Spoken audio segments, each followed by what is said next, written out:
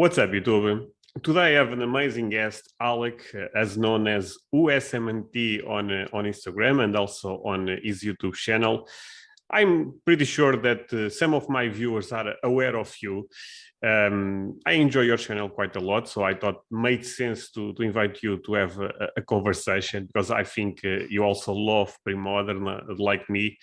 And I think this will be fun. Alec, if you have something that you would love to share with my viewers that may not know you, this is the time to do it. Then we'll go into our podcast. Alrighty, so I'm Alec, aka USMNT Soccer Cards. I'm a massive USMNT fan, or also the men's United States soccer team. Been into soccer I got into it late in the game, about 5 to 7 years ago, and started watching it a lot, really getting into it, learning about the past and the present. It's been a great time. I don't just do US soccer cards, but I like to dabble in a little bit of everything. I have a YouTube channel and Instagram. On the Instagram, I mostly just share what I'm up to, what I'm buying. On the YouTube channel, I like to dig a lot more in depth, do a lot of research, share that with you guys. And I also think it's sort of my responsibility, since I'm a US account, that I try and help encourage people to learn and continue on more of a path than just US soccer cards. So that's what I've been up to, and that's where you can find me as well. No, that's great. I will leave all the links below the video, and I hope my viewers check you out. You for sure deserve a follow. Today will be a little bit different than normal. I already explained to Alec how this will work, but I normally ask 5 questions, and then I'll go back to them and have a longer conversation. But I've been noticing that I want to make the podcast a little bit longer, not much longer, but a little bit longer. And I will try for the first time with you, since you end up agreeing with me on this. Instead of asking 5 questions, we go back and forth. You ask me one question, I ask you other question. So you have 5 questions for me, I have 5 questions for you. And I think this will be a lot of fun for sure, but the logic stays the same. We answer all the 5 questions, in this case 10 questions, in a quick way, and then we go back and have a long conversation on the ones that we think make sense to make some explanation, to push some critical thinking, basically. So are you ready to start this? Yep, I am ready. Okay, I will say I start with the first one, then I will go back to yours. So question number 1, you can only pick one player to play in MLS, Cristiano Ronaldo or Messi. Just one thing, there is a lot of rumors that both can potentially play in the United States of America. If you can only choose one, tell me Messi or Cristiano Ronaldo. So my choice would be, well, I guess I'm just supposed to do the short. So I'm just going to go with Ronaldo. Okay. That would be who I'd pick. For people that may not know, of course, we are talking about Cristiano Ronaldo, not the Brazilian one. So now is your time, basically, to ask me. All right. So for my first question, I had, what is your 3 favorite stickers in pre-modern? Favorite 3 stickers in pre-modern. That's not the easy one, but I would say number 1 is between Cristiano Ronaldo sticker or Messi. I may go with Cristiano Ronaldo for one reason. Cristiano Ronaldo have less hooky material, so I think makes the sticker a little bit more special.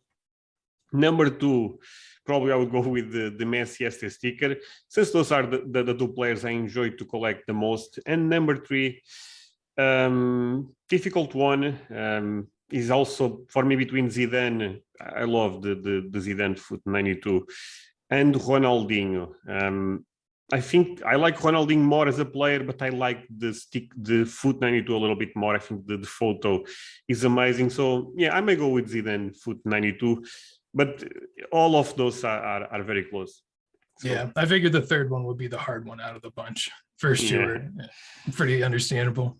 Actually, my second question for you is different, but it is actually similar. Favorite 3 pre-modern players to collect? So for me, I'm a little bit younger, so I didn't watch as much the 90s. So For me, I would go with Ronaldo, Messi, and then in on that, I would probably throw Zlatan just because I'm American and we're a little different. No, but Zlatan is a great choice, no matter if you are American or not. So yeah. All right. My second question was, what's the most common mistake that you see people making in the soccer card market that you would correct if you could? Or what advice would you give someone that you feel like is the most useful? Maybe a mistake you've seen a lot of people do. That's a difficult one. Again, I will try to make a short answer. Paying a stupid premium for PSA 10s, I think that's a huge mistake. Especially, I know I will go back into that, but especially more when the gem mint rate, in my perspective, is not even that important because most of the pop is actually 10. So, okay. My next one for you is, I know you collect Messi. So top 3 Messi rookies for you. I mean, you got to go 71 bis being the best. Then after that, I would go with the sticker.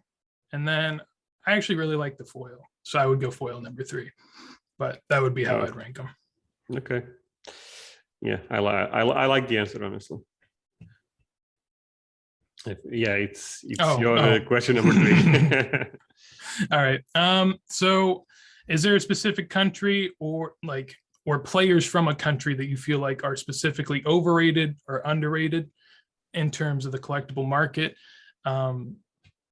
Is there any way that you think in terms of that? I know you have Brazil, but maybe a different one, because you kind of talked about Brazil a lot, I feel like. So overrated and underrated, or just overrated? You could do one of each, or if you can't think of one of each, just one either way. Okay. I would say underrated first, because I feel confident on this one. I think Spanish legends are still underrated, even though Spanish is a country that a lot of people buy stuff from there. But if you think in the last 10 years, Barcelona, in the last even 20 years, Barcelona and Real Madrid end up winning Champions League so many times. So La Liga have been dominating football in my perspective. And for that, I think players like Modric, Xavi, Iniesta, I think they still have a lot of room to grow, because they end up making a crazy statement in the pre-modern, if that makes sense. Okay. Overrated is a difficult one. I'm between Brazil. I would say one thing: I love Brazilian stickers. I'm just a little bit afraid, because I honestly believe the awareness in Brazil is quite low. I was looking at my stats on YouTube. Since I started, I had more than 200K views, which for me is a lot. And I had 84 or 89 views from Brazil. So I understand that I make content in English, but again, I had a lot of people from Germany, for example. And I honestly believe Brazil can present a problem in the future if people put a lot of stock that those cards are extreme rare, like they seem right now. Again, this is just my perspective. I also would say, but I also love to collect things from the United Kingdom. But Merlin stickers in particular, they've been surprising me a little bit, because the production seems actually a little bit higher than I was expecting. And if I'm saying this, I also would say, of course, Mundichrome also have a strong production, but the difference is, I think, greatness on the Mundichrome players, on La Liga players. In the end, Mega Corax is stronger than it is on the United Kingdom. So that's my choices, basically. Okay. So for you, Pulisic, Reina, and Weston McKennie. Buy one, sell one, hold one. All right. Well, so all right. I would buy Pulisic, which sounds crazy, but I think it's right. I would hold Reina, and I would sell Weston. And we'll get into that more, of course. Of course. For me, what is one word that comes to mind when you think of the Prism boom of 2020? Because I know your channel wasn't around back then, but I would have loved to have heard what you thought when that was going on. One word? Yeah. Mania. Okay, fair. Last question for you. And this is a question I ask. I basically ask all my guests this question because I think is a question that gives you some freedom on this channel. Unpopular opinion about the hobby, or even a hot take that you feel, you know what, I honestly believe in this, even if the market does not agree. It's up to you. Unpopular opinion or hot take. Okay. I would say, and this is, I guess this is niche to me because it's US focused, but I think that there's a lot of US players that are overvalued. And I guess to the greater market, that would make sense. But to my niche in particular, a lot of people would disagree. All right. So for the last question for you, it was, what is your holy grail outside of Black Lotus? What's your soccer holy grail, I guess is a better way to put it. Soccer holy grail? Yeah. Ooh. I don't. I honestly do not know. I honestly do not know the answer for that, because when I did not have Cristiano Ronaldo Mega Cracks, that was my holy grail. When I did not have Mega Cracks Messi, that was my holy grail. I also did not have the disc for Maradona. Now I also own it. I don't own the Alifa Bologet. Bologet, I don't know how to. But again, it's not hating on Pelé, but I don't have that much of a connection for Pelé. I would say, okay, my holy grail. Okay, but that's not the holy grail. I was thinking about Ronaldinho 99, but I can obtain that. I was thinking something that I probably cannot obtain at this point. I think it makes more sense. I mean, I may go with a Pelé, but not the Alifa Bologet. I may go with Americana. I think that's such a beautiful card for Pelé. And I also love all the 57 Pelés that Al El Rey have in this collection. I think all of those are great. The Alifa Bologet, not hating on the card, I think is a very important card for the hobby, but is not on my list of holy grails. I think he's a grail for the market, but if I could pick one, probably I would go Americana 58 Pelé. I think that's such a beautiful card. Great answer. I like that a lot. So yeah. So let's go back to the first question, and let's start with you. I end up asking if you could pick just one player to play on America, on MLS, between Ronaldo and Messi. You said Cristiano Ronaldo. I like the answer, and I will share with you why, even though you should be the first justifying. But let me say this because my logic is very basic. I think Cristiano Ronaldo brings way more marketing than Lionel Messi. I think Cristiano Ronaldo speaks English.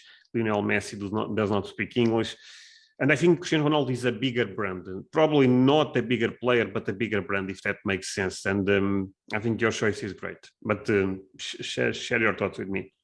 Yeah, so from my perspective, personally, I love Messi. So like just for me, I would love to see Messi here over Ronaldo. But thinking about soccer as a whole, I mean, whenever Ronaldo's going off at Manchester United, you hear all about it. Like you'll hear about it on ESPN a lot, which is like one of the main stations here. You hear just a lot of Cristiano Ronaldo talk. Lionel Messi doesn't really get it moving like that. And as you mentioned, with Ronaldo being very fluent in English, I feel like that would be very helpful because that'll get him all over social media. Social media go crazy about him. And I mean, he's such a bigger brand that having that and being able to promote that or market that wherever you go, like I could only imagine that basically all the games he's here for are probably going to sell out. It's just going to be like a rolling circus that just tours out Ronaldo. He goes out and tears up the MLS, and that would actually probably then be really helpful for his all-time goals record that he would just be able to put away pretty soundly, I would say. So for me, that's a good point. Yeah.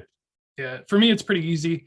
I think like player wise, I like Messi more, but in terms of what it could bring to the MLS, I think, well, the one thing is Messi, like kind of in his deal, it was talked about, it was rumored that he could be a partial owner and like start to have his own club in the MLS.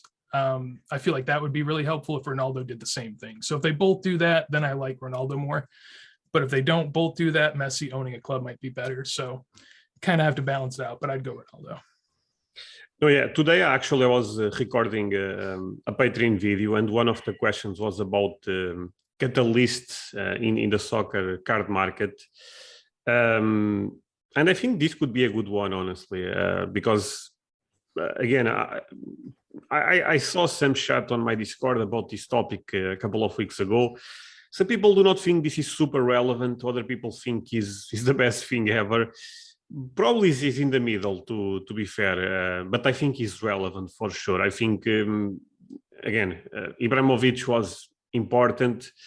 Um, and Rooney was important, Lampard was important, but I think Cristiano Ronaldo is a different beast, honestly. I think the media attention that Cristiano Ronaldo can bring to soccer in America will be huge. And apart from that, look, Messi is a little bit in a downtrend in his career. To be fair, today he played amazing versus Italy. But Cristiano Ronaldo still seems a machine. I mean, if Cristiano Ronaldo goes to America, I mean, I would not bet my house, but I'm pretty comfortable to assume that Cristiano Ronaldo will score 20, 30 goals quite easy. So, yeah, interesting stuff. And honestly, I think this could be a catalyst, or I'm not sure if catalyzer is a word in Yeah. English. Yeah, that's good. But yeah, I think this is a big deal. So I think also Pele coming to America, I feel like that might be what helps Pele be like the all-time GOAT, and Maradona is not really discussed, at least among US people. A lot of people here, I mean, I know of people that buy Pele and don't even know why Maradona is great because they're from the US and all they really hear is Pele. So I feel like that's another. That could be correct. And look, I don't have that perception since I'm European, to be honest. So you are not the first person telling me that idea, and that could be correct. But I also feel that the narrative, when the soccer card market started being bulled at the level that we are now with graded cards, etc., I think the narrative has been stronger for Pelé, and that automatic ended up carrying some power until this day. But if you believe that the soccer card market will be 10 times bigger 10 years from now, or 5 times bigger, whatever, I think players like Maradona, for example, they make a lot of sense right now, because the difference between Maradona and Pelé, for me at least, is not that, at least the gap should not be this big, even if you consider Pelé the GOAT, or at least the vintage GOAT. I think Maradona is up there, and I personally like Maradona more. So you can see that I have a different perspective on this. So. Oh, for sure. So my first question for you was, what are your 3 favorite stickers in pre-modern? And you went with CR7, then Messi, and then Zidane. So I feel like the interesting conversation is CR7 versus Messi, and then Zidane versus whoever else was in your mind for the rest. So what are your thoughts there? Okay, so the Cristiano Ronaldo versus Messi, I love both stickers. Sadly, both have been facing some problems with fakes, but I love both stickers. I like the picture more on Cristiano Ronaldo.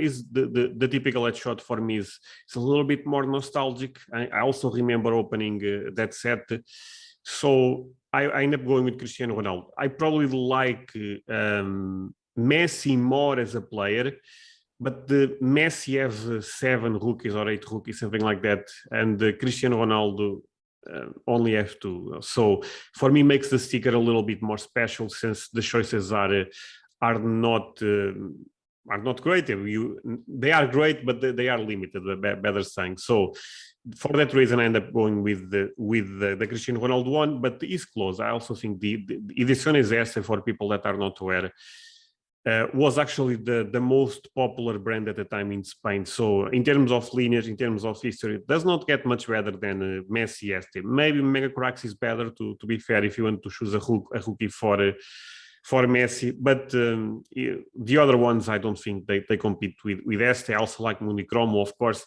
But I think, and the ST sticker also have that narrative that I love, that, yeah, Messi have a lot of rookie cards, but only one rookie sticker. So that's something that I like.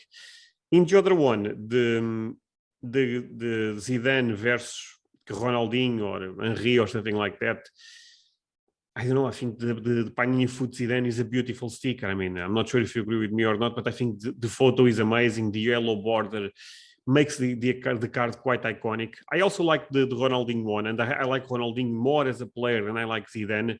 But as a collectible product, for me, the Foot 92 tells me more, and I feel more confident on the Pop report, since I end up talking about this also. Other stickers that can make my list, and now I'm actually remember a couple. I also love Cristiano Ronaldo Merlin 2003. There is two versions, the headshot and the foil version. Both are beautiful. I think those stickers are just amazing.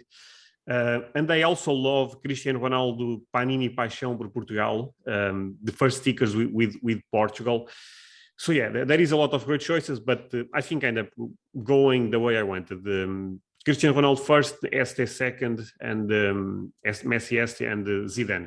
But the Zidane one, I'm really not sure. I think it's close because I also love the Henry. I also love the Ronaldinho. That one for me is quite close. No, I like this selection.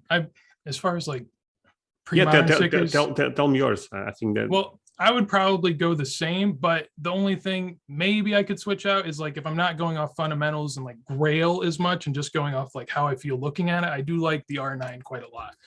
But oh man, I forgot about that. I was wondering, you didn't mention. I was like, I know it's a little bit. Oh man, I don't know why. Oh, I love that. Okay, never mind.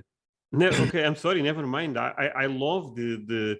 For some reason, I was only thinking about Zidane, Henry, and look, I love the Ronaldo football 95.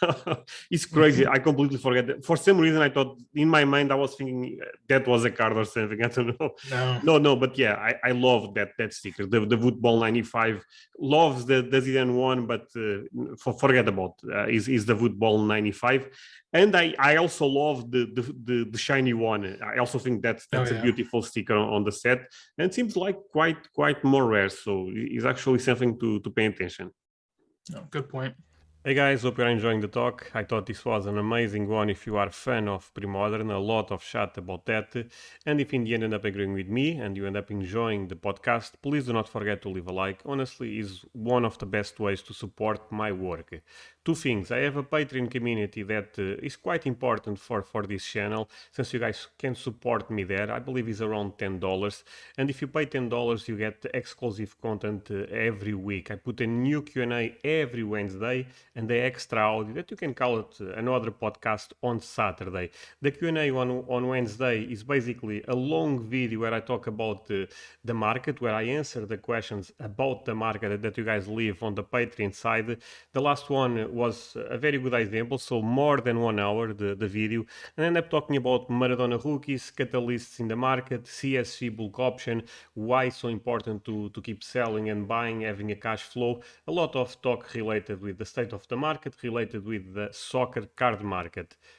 Final thoughts on this: if you love my content on YouTube, very likely scenario you like my content on Patreon, and apart from that you are also supporting the channel. So check the link below the video if you want to join my Patreon. Another thing, let's say $10 is a lot of money to you.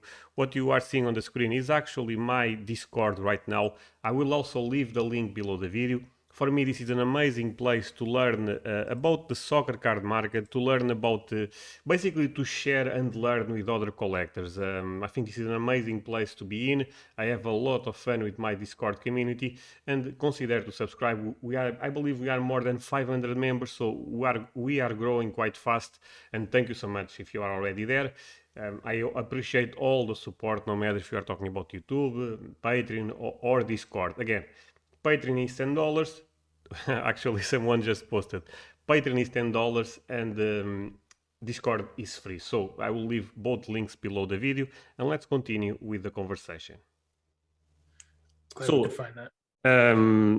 Now the next one was me asking you favorite 3 pre-modern players to collect, and you said Cristiano Ronaldo and Messi.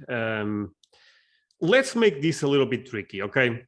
Forget Cristiano Ronaldo and Messi. The first one is Ibrahimovic. Tell me 2 more, because every time I record this type of podcasts, my viewers, I tend to bring people that are into pre-modern, and of course everyone goes with Cristiano Ronaldo and Messi. But let's say those are not a thing.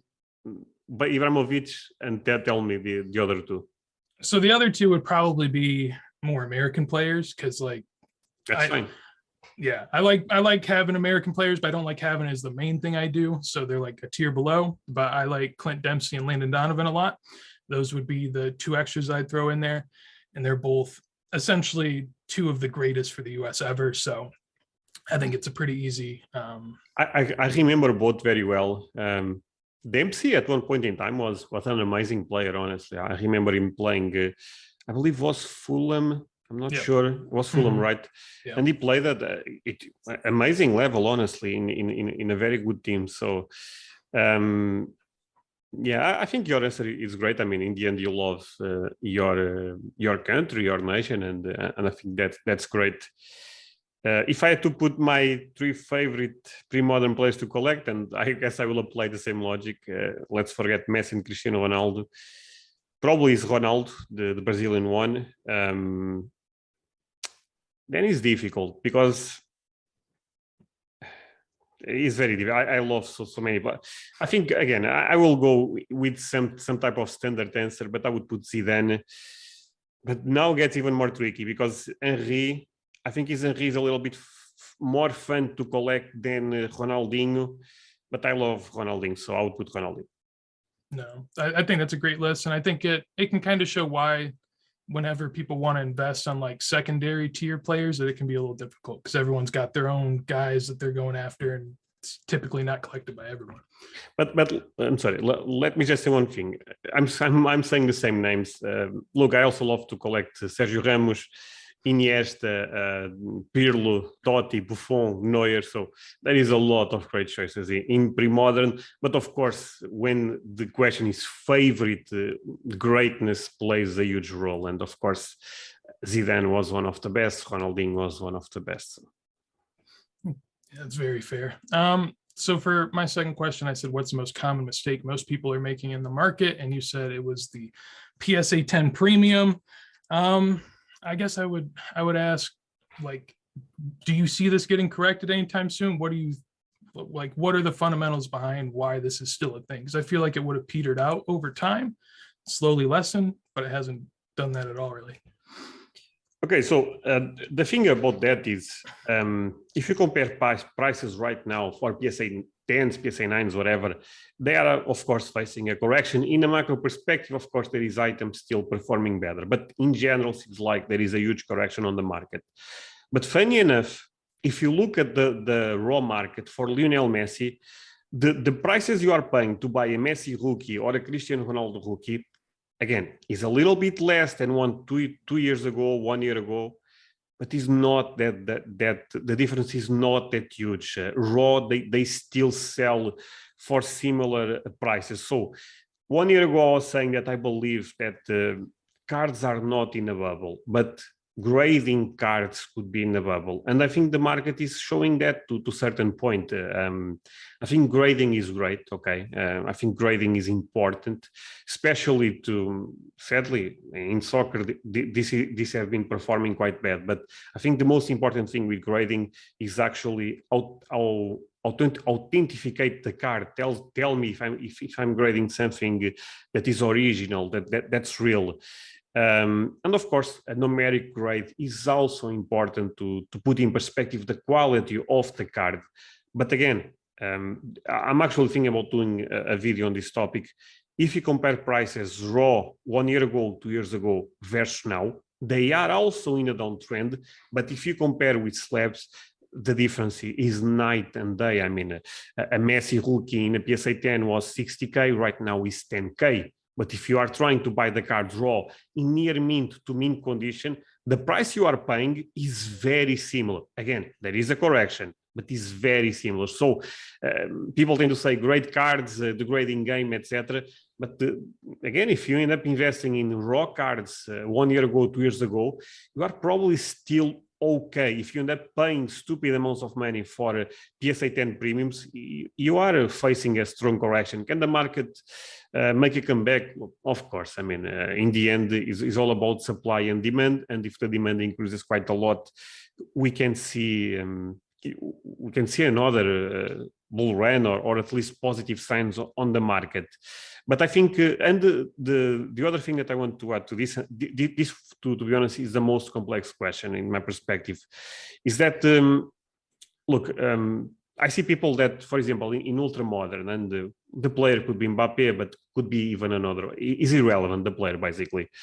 Mm-hmm. They pay random number, 1K for the PSA 10, and they pay $200 or $300 sometimes for the PSA 9.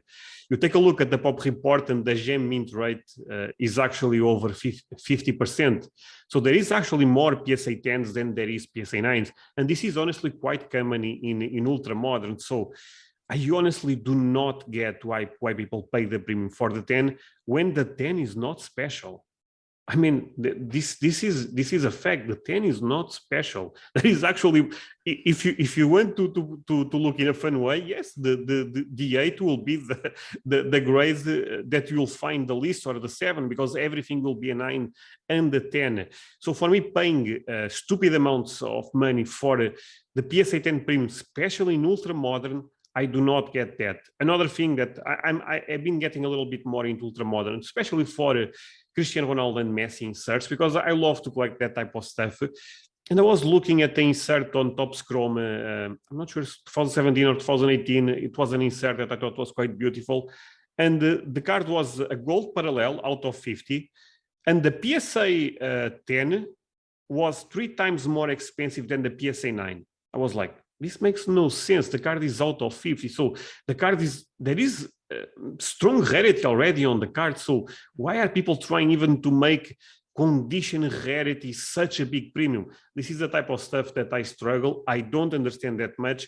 And to finalize my thoughts, even in vintage, even in pre-modern, but in vintage, I would say is not that common, but in pre-modern, yes, sometimes you see people pay crazy amounts for the top grade of the Messi, of the Cristiano Ronaldo, and sometimes makes sense. It's all about entry point. It's all about you assessing the market in a way that makes sense.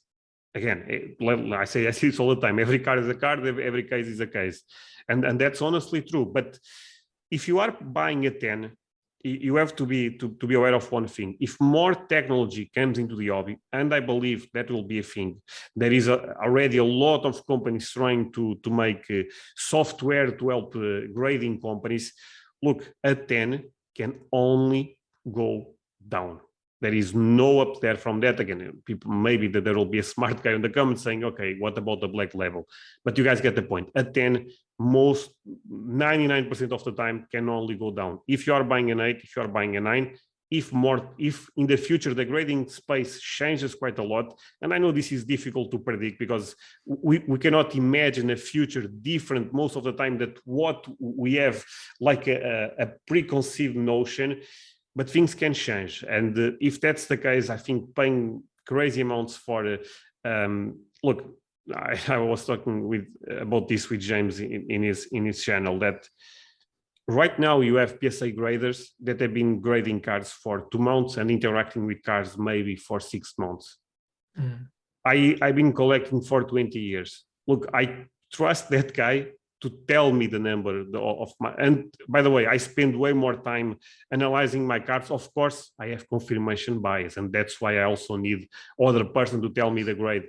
But again, guys, right now, and this probably could be a very unpopular opinion on the market, be very careful with the grading game. El Rey Collection, another guy that people should follow on Instagram, ended up putting a hot take on my Discord saying that true rarity should bring, or something like that, true rarity should have a stronger premium than condition rarity. And I agree totally. I mean, if you are buying things that are low pop and will be low pop going forward, I know it's difficult to predict supply in soccer, but that's the sweet spot to be in. If the grading game completely changes overnight, guess what? Your card is still insanely rare. So does not matter if, look, is a 1 now, tomorrow will be a 2.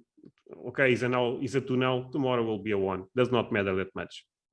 No, that makes sense. I mean, part of the thing that I think people kind of like the simplicity that comes with PSA. Like I guess if you're more of a flipper, if you're into just, having a card to move it, I think they just like the liquidity that a 10 provides, because with BGS, you got Black Label, and then you got True Gem and a Gem Plus and Min Gem, and it's just a lot harder to get an idea of what it is. But I mean, if you're a collector, like you mentioned, long term, I mean, AI grading is inevitable. So really, a lot of those PSA 10s and the people holding them, they have to every day sort of be trying to move that, you would think, if they truly want to get the best bang for their buck, I would say. And I think that might be a big reason why they like it. It's just because I wasn't around when it wasn't a thing, but it's hard for me because, like you were talking about before, when it isn't the current condition, it's hard to see it changing. For me, it's hard to see BGS being the best one because I've never seen it. But as far as everyone tells me, back in the day, they used to be very competitive, if not better than PSA. And it seems like we've gone so far from that. I did not even talk about brands. I was talking in general, SGC, Beckett, whatever the grading company. I think all of them, they have a premium for the gem rate. It could be a 10, could be a 9.5. But you can even go on that route. I mean, why is PSA so much more expensive than a BGS lab? I mean, I understand why. I mean, everyone understands why, because they are the most popular brand on the grading game. But even that can change in the future. I mean, I honestly believe, at least in the short mid-term, PSA will be the king, big boy, basically. But look, CSG, the one that was the green label, that now is actually a beautiful slab. I believe that the mutual fund that is behind them is Blackstone. Yeah, they have so much money. I mean, if they really want, and that's a big if, of course, they can completely crush PSA or Beckett or SEC, because they really have the money for that. So interesting stuff. Every day I try to consolidate my collection, and consolidate my collection is into two things that I believe have strong rarity. I'm not talking about condition rarity, but strong rarity, true rarity, and cards that, even if the grading is still important when I'm buying the cards, for example, Messi 7 on base could be a good example.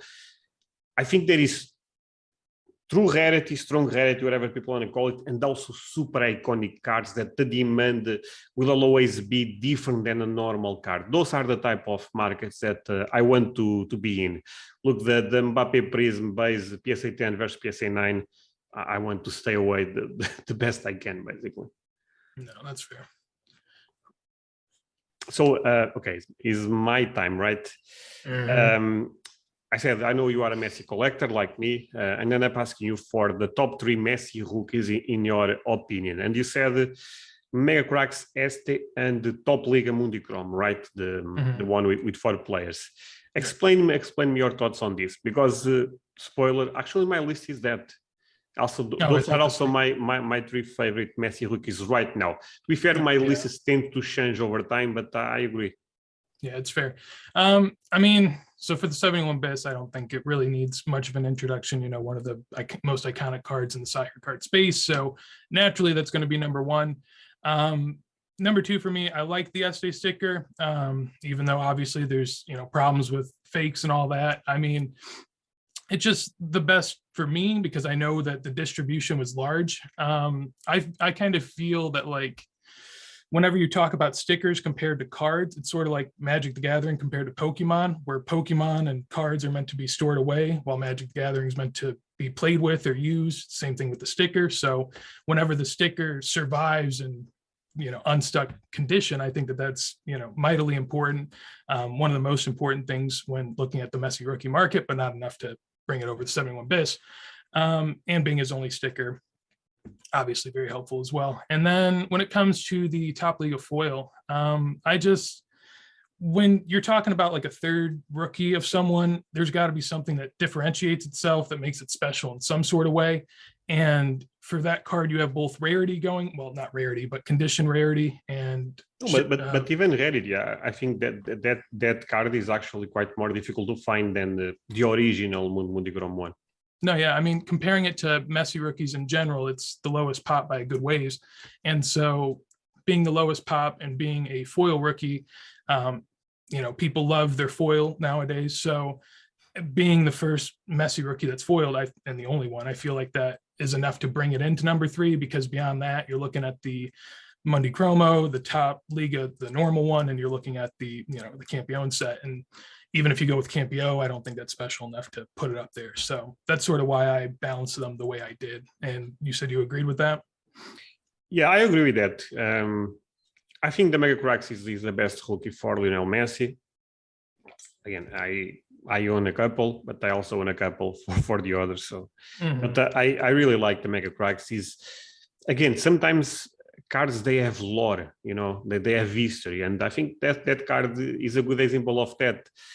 Is that card more rarer than the Este? I don't think so, but I still think it's probably the best rookie for Lionel Messi. But then I put the Este sticker again because he's the only rookie sticker for Messi. In terms of lineage, I also think he's almost perfect, and rarity is very good on the Este sticker, and I love that. Again, it was better 2 months ago, 3 months ago, because if you look at pop reports on other companies, it's probably not even that rare anymore.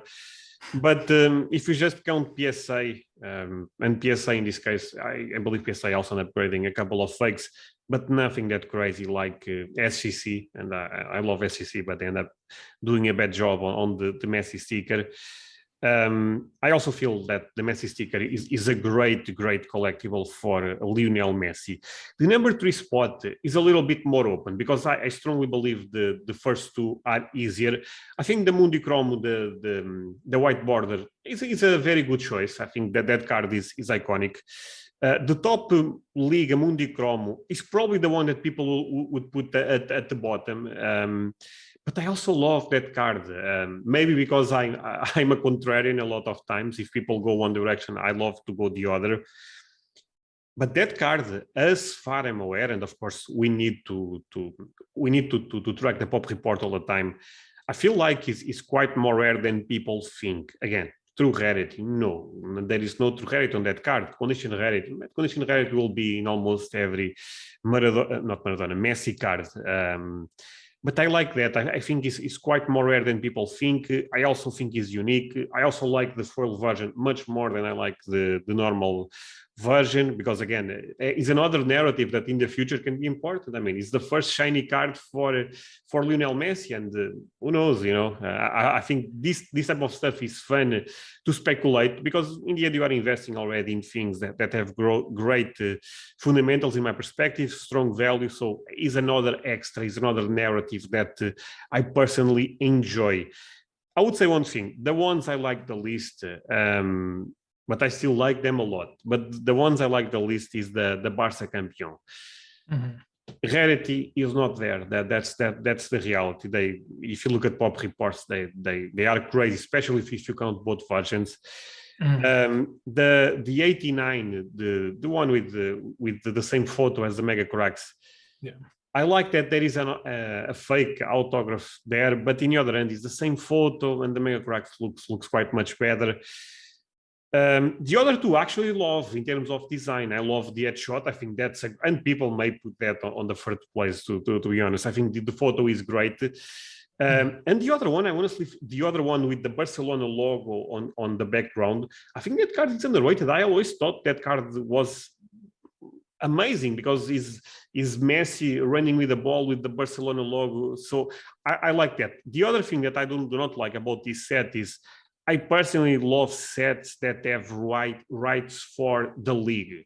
And Mega Cracks have rights for La Liga, S have rights for La Liga. That set had rights for Barcelona in specific. It was more a team set. For that, I'm a little bit... I still think they are great cards. And apart from that, they are clear 2005. And that's a narrative that, I think is also quite important. To finalize my thoughts again, if you want to go for them, I would recommend the Catalan version. I think it's more difficult to find. And guess what? Catalan is Barcelona, basically. Is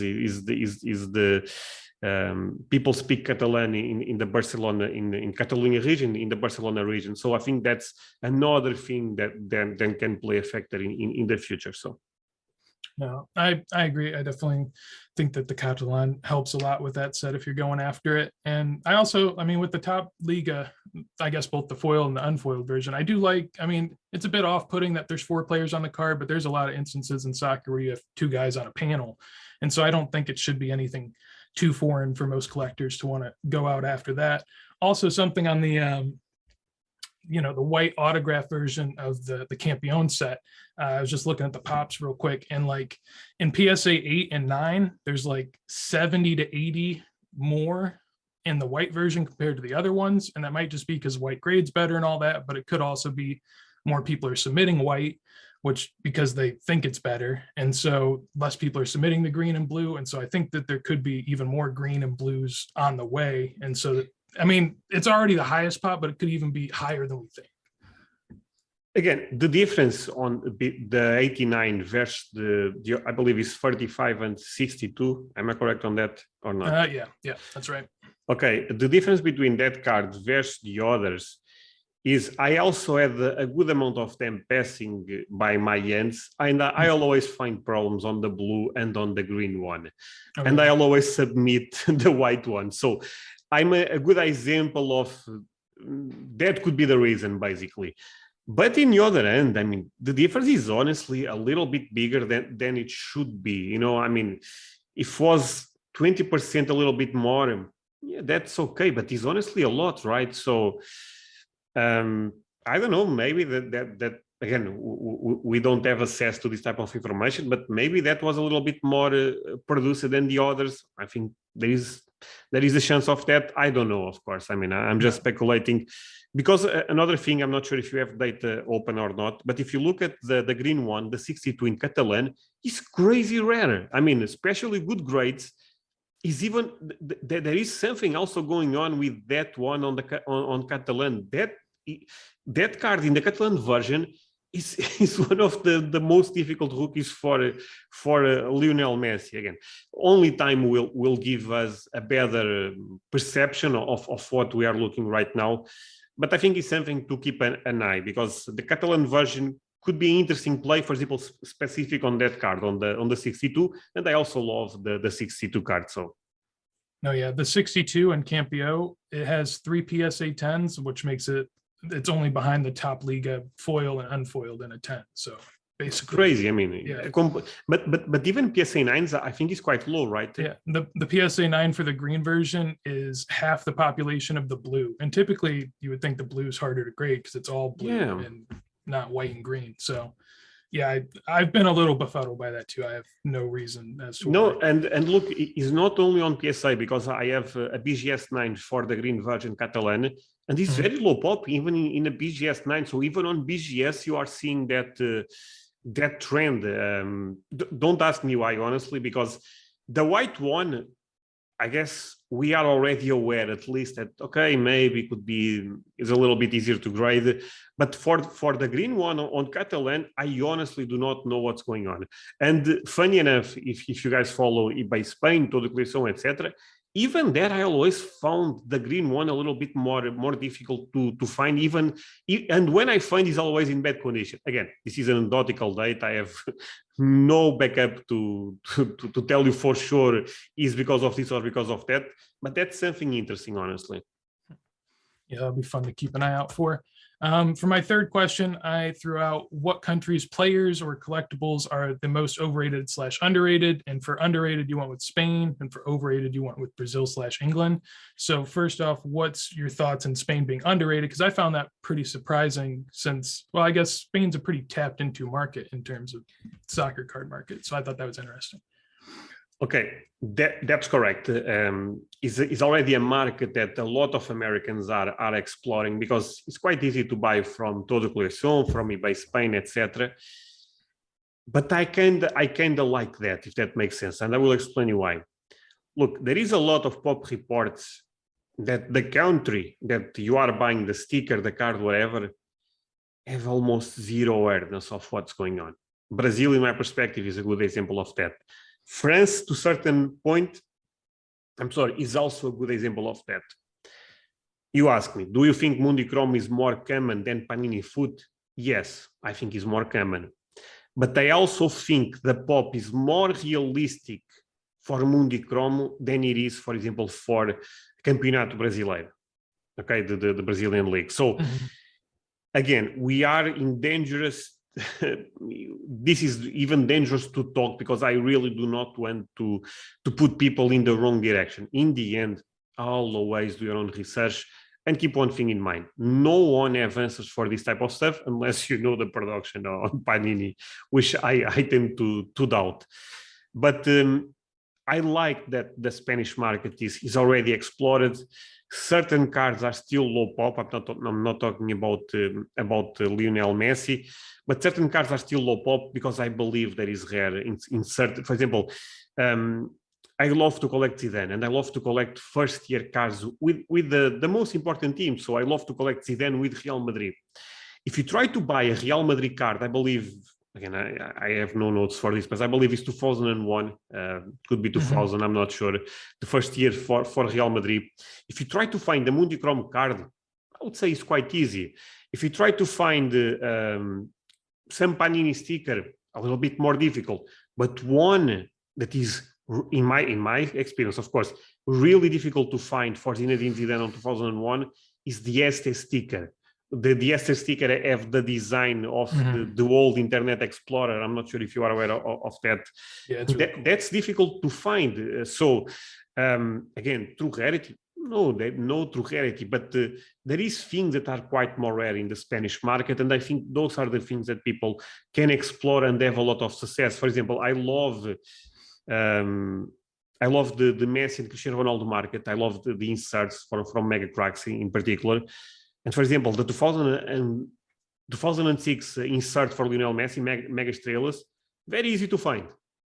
Don't know why again, because actually is one of the oldest inserts, but very easy to find. Condition rarity again, could be a thing. But for example, 2012 for Lionel Messi, I believe is Mega Euros and not Mega Estrelas. Insanely difficult to find for some reason. So I love this type of stuff that yeah, people may think everything is the same print run or something, but no, there is things that are actually quite more rare.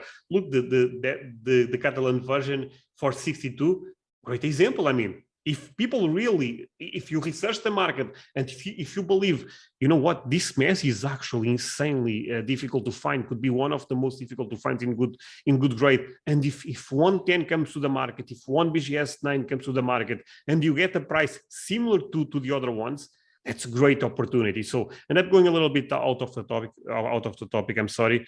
But yeah, I love and like I was saying, I mean, think about the players you have in Spain.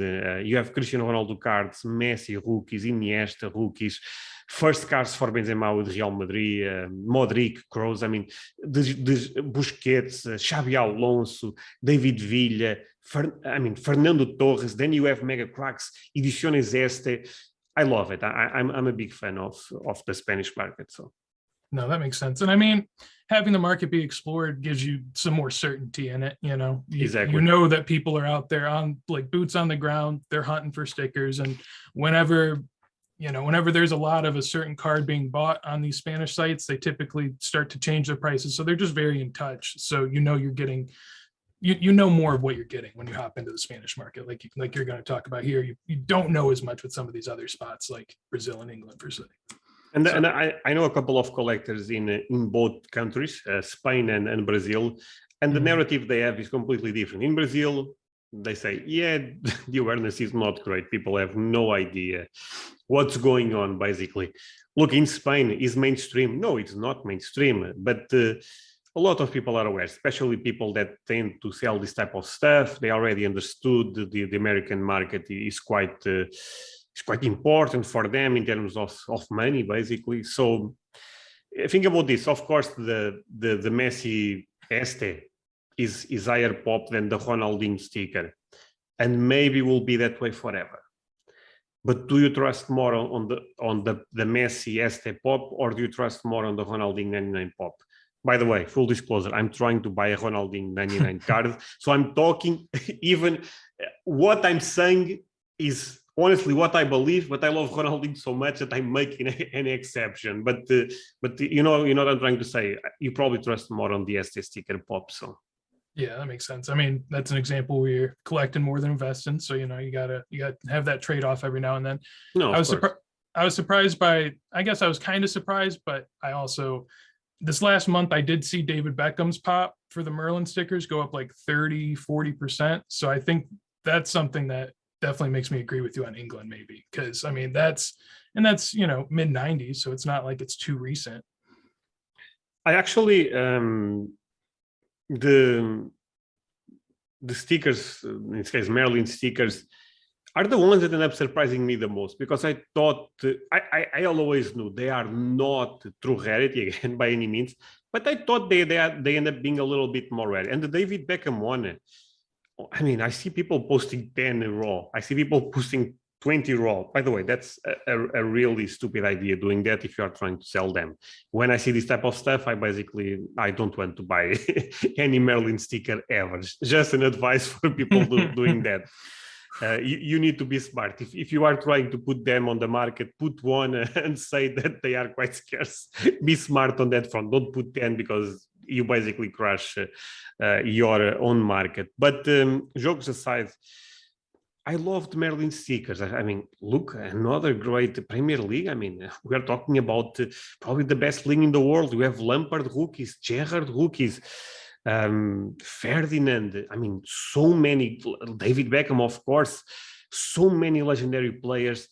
That makes me a little bit not sad, but I wish the rarity was a little bit stronger. That being said, condition rarity probably will be strong for Merlin stickers, at least the ones I graded with PSA, SGC. They did not grade very well, and my copies that I thought to end up being quite clean. So there is a lot of off-center problems, etc. But it's another interesting market, because sometimes the updates are actually quite more difficult to find. Think about this: Lampard versus Gerrard. I believe Lampard is 97, Gerrard is 98, being the update on 99. But if you compare, the Steven Gerrard sticker is quite more difficult to find than the Lampard one. The Lampard one is actually not that easy, which is quite funny, because I could honestly use a better example. David Beckham is a much better example. But the Steven Gerrard, because it was an update on January, it seems like the production was low. So again, another interesting thing. Yeah, maybe Merlin stickers production was a little bit high, but guess what? The Steven Gerrard could be an opportunity. Maybe not now, since we are talking about that, but you get the point. For sure.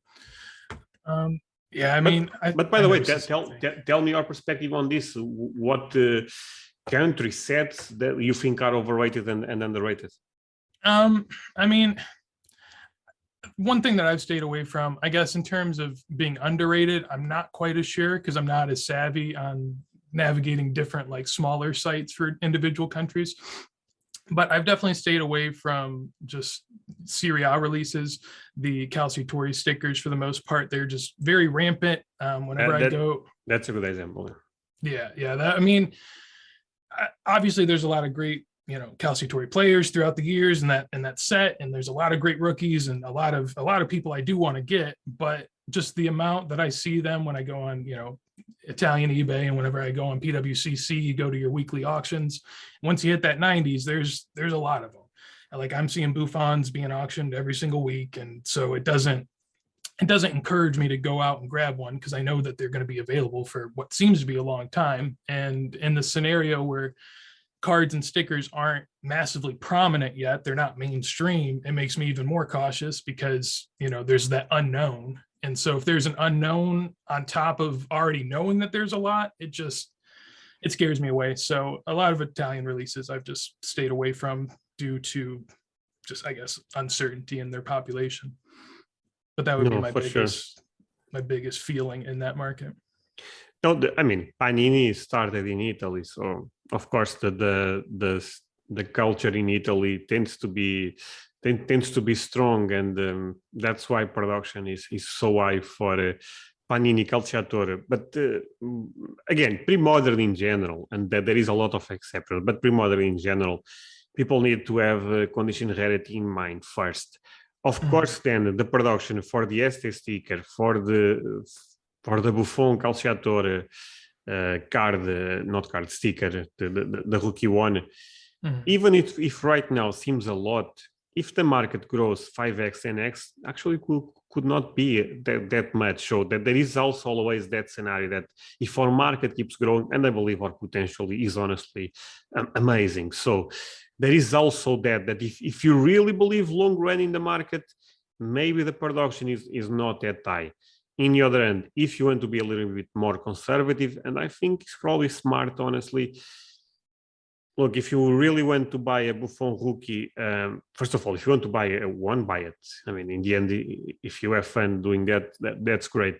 But if your idea is almost to try to invest, to try to speculate on Buffon, I think you need to go for the 9, for the 9.5, for the 10, because those most likely will be low pop for a long time. So the narrative one day can be amazing for you, and the exit point can go with that basically.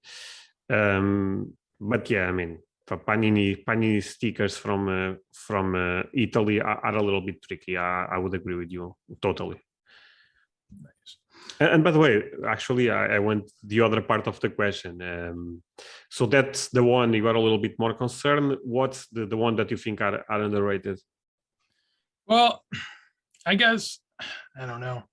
In general, I would just go with the section of like modern. I think that as long as you're not buying base modern stuff, I think that it's all out there. Everyone knows about like how to buy and sell these things. Everyone, they understand it. There's not a lot of, again, like I know you like hunting the Messi inserts and numbered stuff and all that. I mean, those obviously aren't going to appear out of nowhere. They're accounted for, and most anyone that has them knows that they have them. So that's one where I would feel pretty confident if you're trying to buy in on a certain section, just because we know what the supply is. We know what's out there. Obviously, beyond it being numbered, there's just market awareness on that. And so I think even if you're down on modern in general, maybe stay away from base stuff. Obviously, that's been like the trend now. But yeah, I would say that that's a spot that's underrated in terms of the understanding of pop that's out there and being able to access that market with confidence. No, for sure. So now is my turn. So Pulisic, Reina, and Weston McKennie. Buy one, sell one, hold one. And I think this is your area of expertise. I honestly have no idea. I probably would say maybe sell Pulisic because it's the one I see more people talking. Maybe that will be my logic. I like Reina. I saw some games with Dortmund, so maybe I would say buy Reina. And I also like Weston. So yeah, but I honestly have no idea. No, so yeah, I understand. I mean, it's fun to watch them every now and then from an outside perspective, but obviously being too deep into the weeds wouldn't be enjoyable. For that perspective, basically, it's weird with the US market because obviously from the US perspective, we like to prospect, that's why the whole prospect market's always booming. And with the US team, we do the same thing almost to an unnecessary extent where people, I mean, I guess we could use Pepe as an example.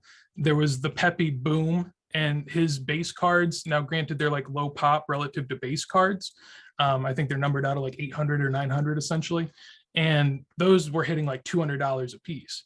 And with $200, you could buy a Pulisic rookie auto, a rookie patch auto. And so people are trying to prospect way too much.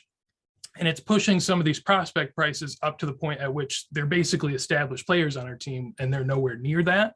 So for that reason, I do think Pulisic's a buy just because relatively, I think he's underpriced, which if we were talking to, a European sector of the audience, they would think that that's wild because, compared to the greater market, Pulisic's overpriced, but compared to the US market and also compared to other US sports figures, Pulisic's pretty underpriced. So I think that would be the way I'd go with it.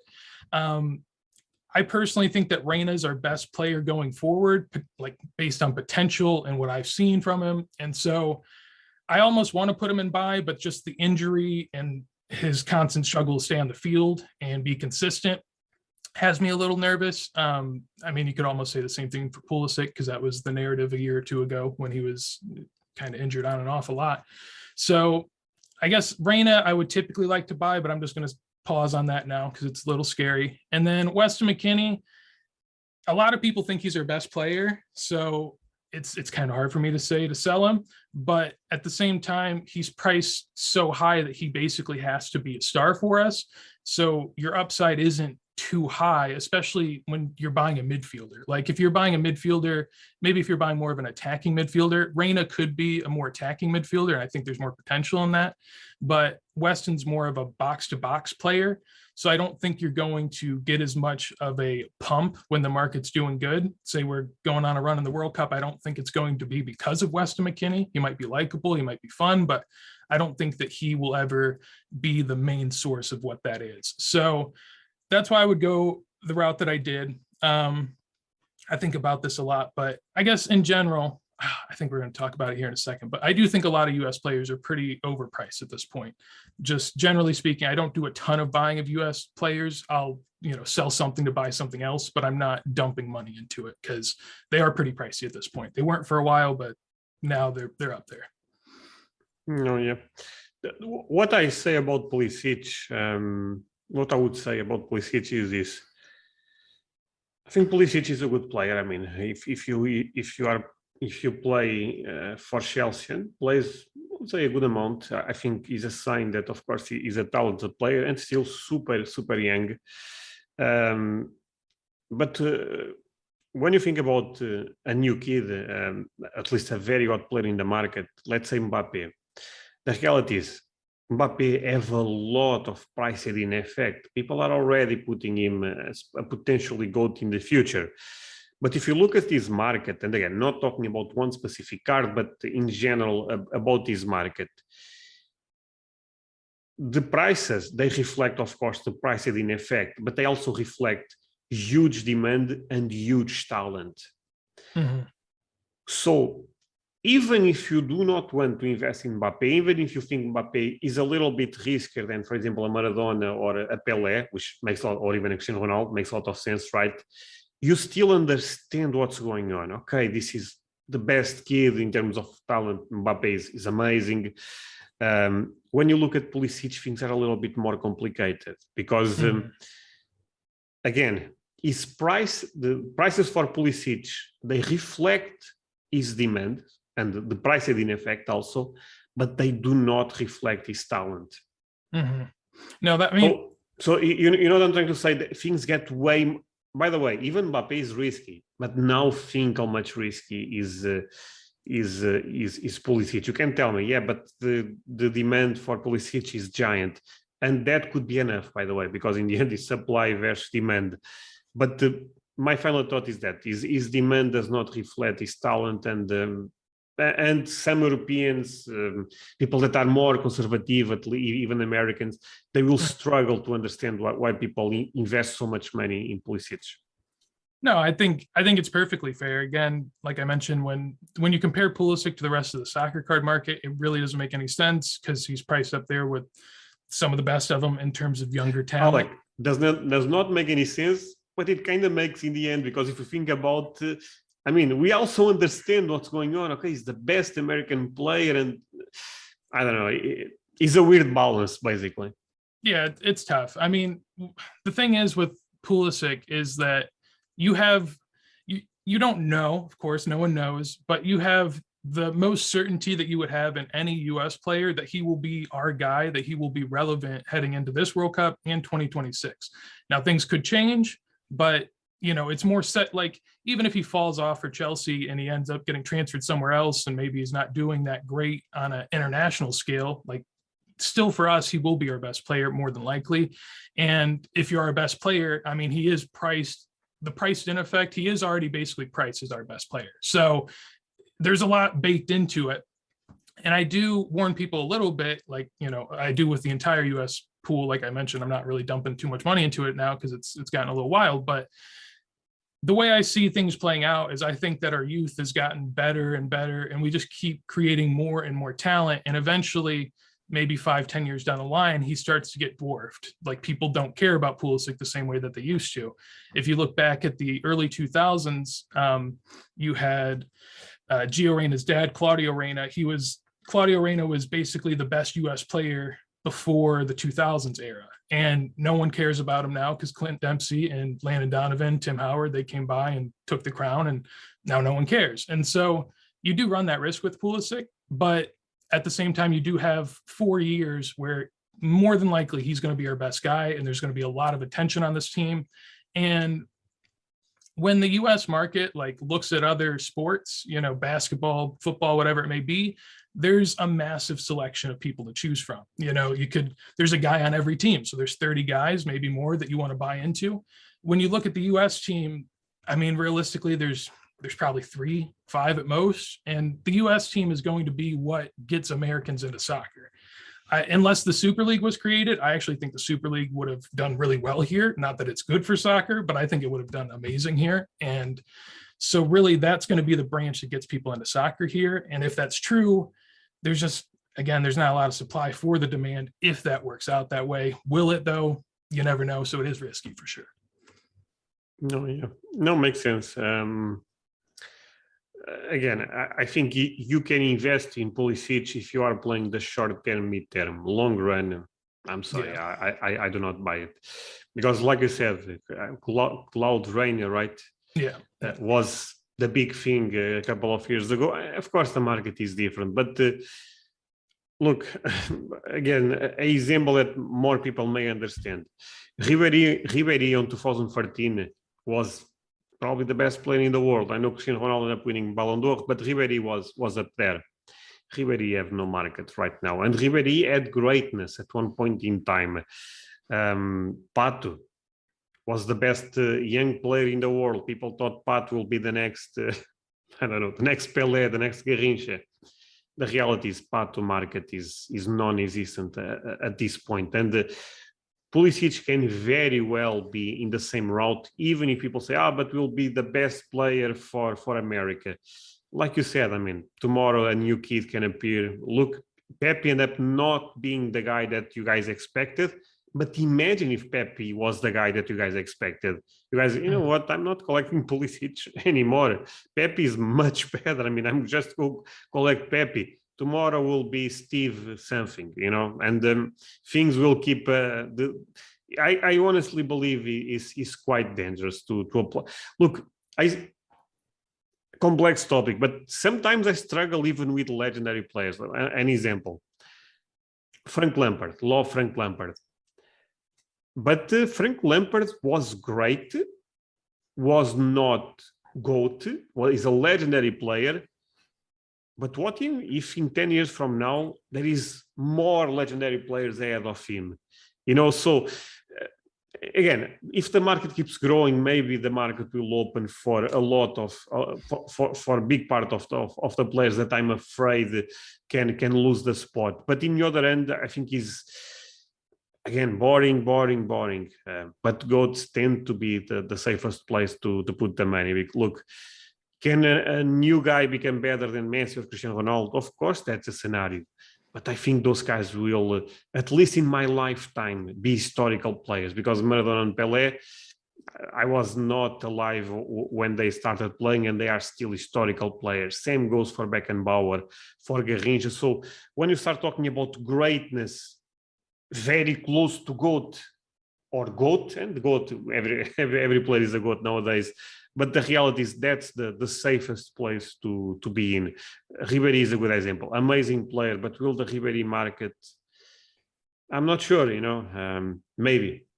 No, it makes sense. I mean, I would say one thing. I trust more on the Ribéry market in long run be a thing than on the Pulisic one. And prices right now are night and day for one versus another. No, that's very fair. I mean, personally, for me, the further you go back in time, the less I collect. So, I mean, same thing weighs true going forward. It's going to be harder and harder unless the market gets bigger. So I definitely agree. Getting into the fourth question for me, over to you. I had used one word to describe the thoughts of the 2020 Prism boom, and you went with mania. I felt like that was a very deserved one. when it was going on, what was your big picture thoughts on the soccer market? How did that make you feel in general? When that was going on, I was still I was still playing a lot, playing in the sense that I was investing a lot on the Magic the Gathering market at that point.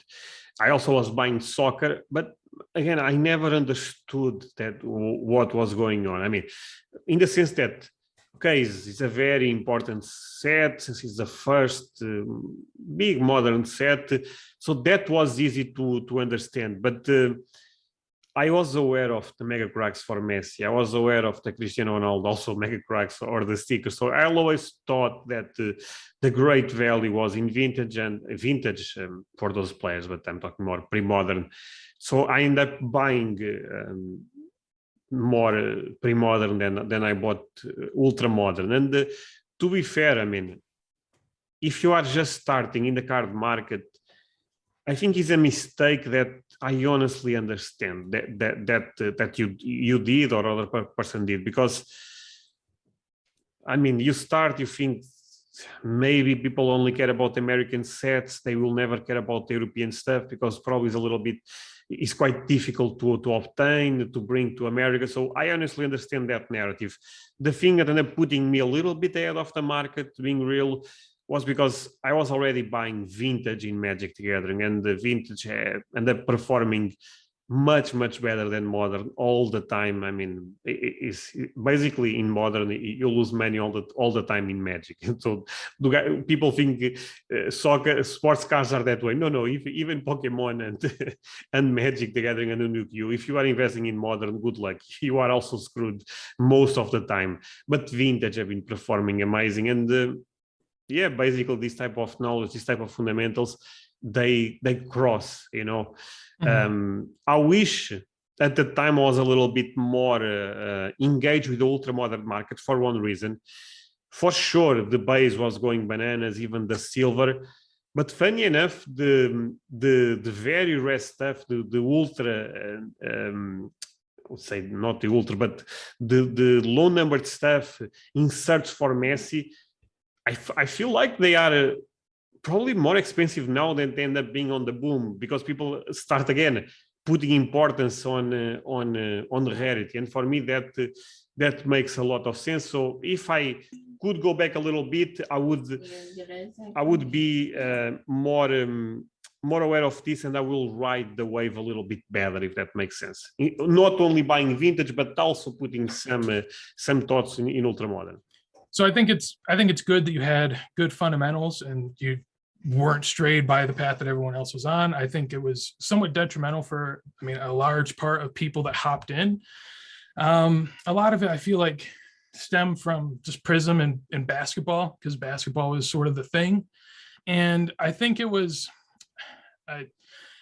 it's tough to make this comparison, but I think it's true. I think that Prism soccer is what F1 is kind of like, in the sense that F1, there's not as many great sets going back. I mean, I'm sure there's legends, but I mean, from what I can tell on Instagram and scrolling through people's feeds, no legends that they care about.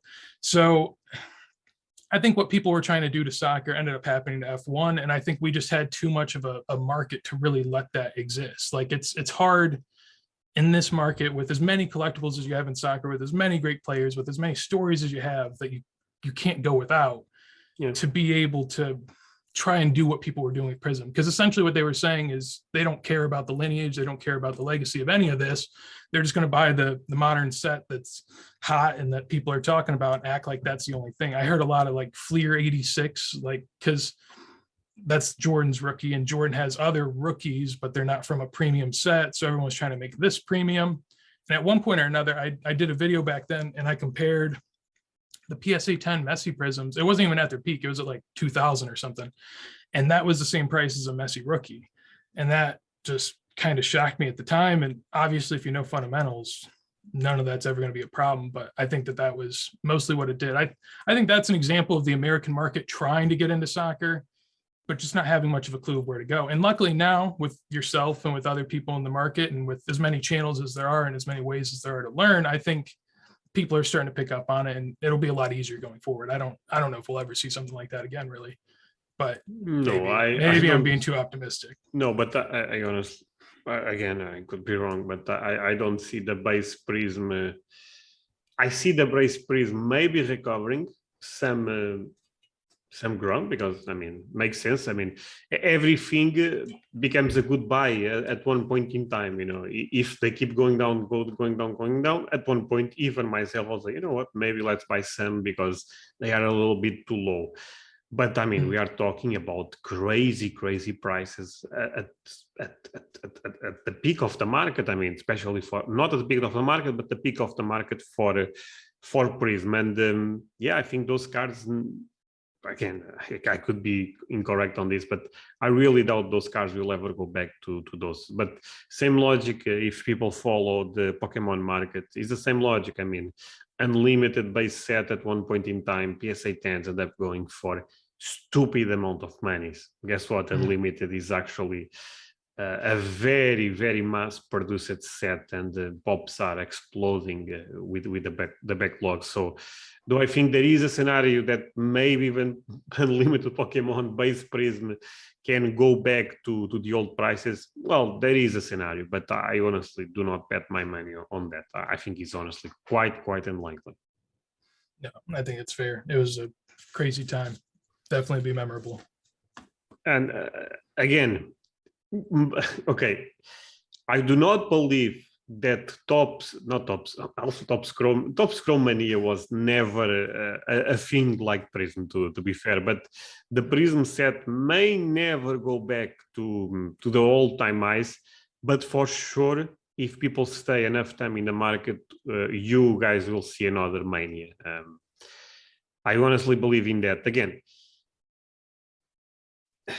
base is very difficult, honestly, because especially in soccer, we do not have that much demand to make base move. We need to buy things that are quite limited, because our pool of collectors, pool of investors is actually low if you compare with American markets. But again, for sure, something crazy will happen sooner or later in the soccer card market, in the collectible space. Yeah, matter of time, really. So my question for you was unpopular opinion, and you're not talking about American players, you know, I would say a little bit overpriced, right? Explain what you meant with that. So I think for a lot of people it would be obvious, but I think within the American space, I still, I see tons of people buying in and constantly sort of talking about this has room to run, and how, the way that Pepe prices went, the way that Malik Tillman prices are going now. Basically, whoever our striker is for any certain amount of time, they get an insanely large pump. Everyone thinks they're going to the moon, but none of those prices even seem realistic. I mean, they'd be realistic if our players were really good. Like, and like with Pulisic and Reina, I feel like those two are on a different level of the rest of the team. So I almost can justify it almost, but the rest of our guys are, in my opinion, pretty replaceable. If you look at a long-term point of view, like, will they play at the World Cup this year? I believe so. Will they play at the World Cup in 2026? I'm not as sure. I don't have really much of a clue, because there's a lot of good young guys coming up. And I think something else that people have to prepare for is the off season, because like obviously in soccer, we have off seasons every year. During the summer, there's a couple down months, but with the US team, this has been 2-3 years where everyone's talking about the World Cup, 2022, it's the World Cup, baby. And we're getting excited, we're getting hyped. But once that's over, I'm not sure how many people truly care about a lot of the players that they're buying into. How many people are going to, because I mean, if you're paying a premium for a modern player, you have to, one, believe in the player, and you also have to be invested in them. If you don't care about how the player does, it makes it insanely hard to justify buying at a price. And it also makes it insanely hard to hold on. Because if you're buying a player for a few $100s, but you don't watch them, if you don't care about them, then, whenever some bills come around or something that you want to spend some money on comes around, you'll be like, I don't care about this. I'm just going to sell it off. And so I do worry that next year will kind of be like a winter for the USMNT, where people just don't buy that much, because they're not in it till 2026. They're not in it till 2030. They're not in it for the long haul. They're just trying to get a little flip off, or, capitalize on the way markets move. And so within the USMNT space, I think that there's a lot of guys that are susceptible to big drops. And I think that if you have some guys that end up dropping pretty big, that's going to have a ladder effect downward. And there's going to be all your prospects that people are getting in on. Those are going to go down because their ceiling isn't as high. And essentially, it does come back to, like, at the end of the day, you were mentioning, what have you actually achieved? And so there's this balance for USMNT people. What have they achieved and what will they achieve? And going into a World Cup, everyone has high hopes of what they will achieve.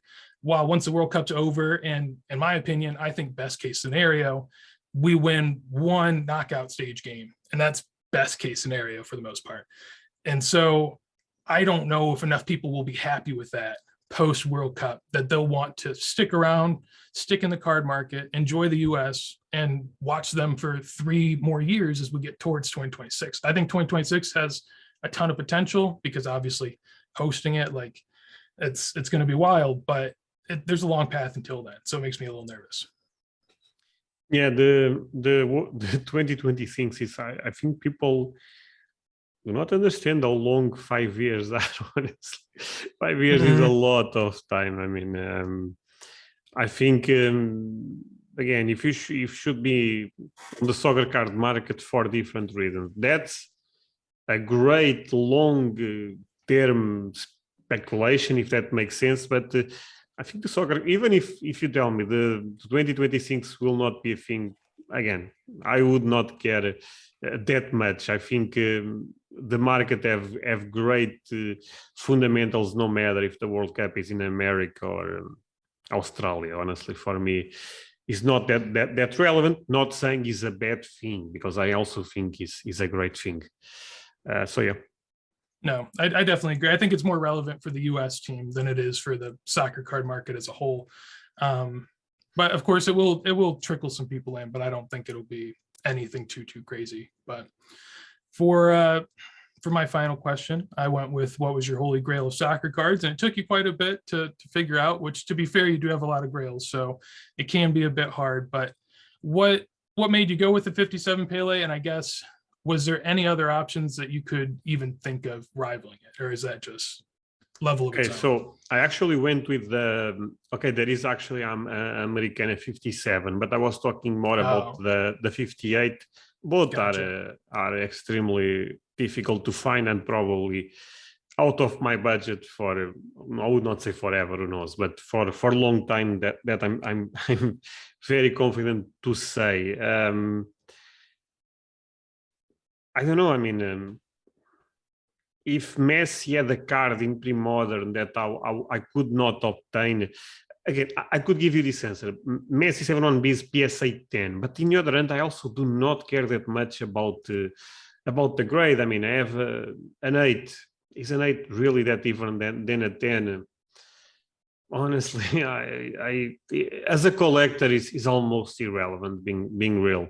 As an investor, of course, a 10, you understand, super low pop. Probably say is also doing some control on the pop. So yeah, there is that. But I also think makes sense to put a card that I do not own and I believe will be difficult to own one day, because that's for me a grail. And I think any Pelé 57 is a grail. American is another grail. Because, for example, the Alifa Bologet, I believe a PSA 1 is, I could be wrong, but I believe it's 20K, or a PSA 2, around that line. Of course, I can own that one day. I could own in the next month if I start selling a lot of stuff. Again, not the type of card that I'm looking for at that price, being real. But it's not a grail. It's a grail card, but trying to put the best grail, better saying, is not that. It will be probably something that, no matter the grade, that card is impressive, and I would go for a 57 Pelé or 58. So, but I would say one thing, and this may trigger some people. I don't have grails in. There is grails in soccer, but my grail card will never be in soccer. My grail card will forever be Black Lotus Alpha Edition from Magic the Gathering, because that's the card since a kid, people end up talking about. And I remember at one point in time, I thought that card was not even real. I just saw pictures on internet and I thought, yeah, this is not real. I never saw any of my friends with this card. So for me, nostalgia, and it's quite rare to be honest. A PSA 10, I believe, sold for half $500,000. I was tracking a PSA 4 Unlimited is quite more common than the Alpha 1. I was tracking a PSA 4 on PLCC. I was like, maybe this will be the time to get one. I mean, I was again, I did not do research on the market, to be fair, but I was expecting, I don't know, maybe 5K I can get one. Completely naive on my end. In the second day of the auction was already at 10K. I don't even know how much it went to, because I stopped looking. I was like, yeah, forget about. But yeah, for me that and I honestly, you can show me any card you think about. You show me Alpha Black Lotus, I mean that gives me chills, goosebumps. You know, I was like, okay, this is the card. Not again, love the 57 Americana Pelé. Not probably is more rare than the Alpha Black Lotus, but I have zero. There is no lore for me on that card, or at least in the same level as there is on the Alpha Black Lotus. And I know people may not like this conversation of Magic the Gathering, but the Alpha Black Lotus, I honestly believe, and putting all my confirmation bias, is one of the holy grails in the card market. And my thought on this is, for sure, you can make an argument the holy grail in the sports card world could be some Babe Ruth card, maybe Mikkel Mantle. I believe he's 52 right tops, the PSA 10. I believe there is 3 or something like that. Again, not my market, you guys know. But Onos Wagner, those around those lines, you can make argument one of those cards is the holy grail on the sports card world. Maybe even in modern, you can say the triple logo man with LeBron James, Kobe Bryant, etc. could be another the holy grail. In TCGs, which is something that I love, there is no discussion in my perspective what's the holy grail of TCGs. Everyone name is Black Lotus. That's why I think Black Lotus is so special. People may say, what about Charizard base set first edition? I'm sorry, base set, that card is only a grail in the last 2-3 years. Since then, Black Lotus always, before then, let's say, Black Lotus have been the holy grail on the TCG market, and I still think long run will be, and I believe even right now is. So for me, this may sound crazy, but I put Black Lotus in the same level as the Onos Wagner card. I think is that special. And I honestly believe TCGs will keep growing and people will realize that's the best card in the world if you are on that segment of the market. No, I mean, that makes sense to me. And I think that Magic the Gathering is what allowed a lot of what's going on with sports cards to happen. Because like you talk about, TCGs are kind of the branch to move people into cards. Especially in Europe, that's more evident, honestly. Yeah, no, I mean, I agree with that. I mean, personally, even for me in America, I grew up on Pokemon and I played Yu-Gi-Oh! I wasn't old enough for Magic the Gathering, but those cards were basically able to be cards and card games because of Magic. So it sort of laid the foundation for everything that was to come. Exactly. Magic is the start of everything. Magic started all the other TCGs. Yu-Gi-Oh! Huge inspiration in Magic the Gathering. Pokemon, huge inspiration in Magic the Gathering. That's why Magic the Gathering is the most expensive set is Alpha. Actually, there is more expensive sets. There is sets like Summer Magic that people are not aware, but okay, let's not go too niche into this type of stuff. But Magic the Gathering Alpha is the most expensive set. But Alpha is Magic the Gathering also for TCGs. Is the first thing that ended up appearing. So historical stuff, if people are not aware of this, Magic ended up appearing on 93, was created by Richard Garfield, I believe is the name, was a project for... I believe his master degree on the university. I'm a big fan of Magic the Gathering. I guess most of you guys know. No, for sure. I could tell you got pretty excited talking about it. No. I mean, again, I sometimes people think that you know what, this is a Magic Gathering guy, not a soccer card guy. My answer for that will be yeah. That's true. I've been collecting Magic for way longer than I've been collecting, not Pokemon. To be fair, I don't even care about Pokemon that much. I care really about Magic. Pokemon was more because at one point I thought it was an opportunity. But I would say one thing, and this may make my audience smile a little bit.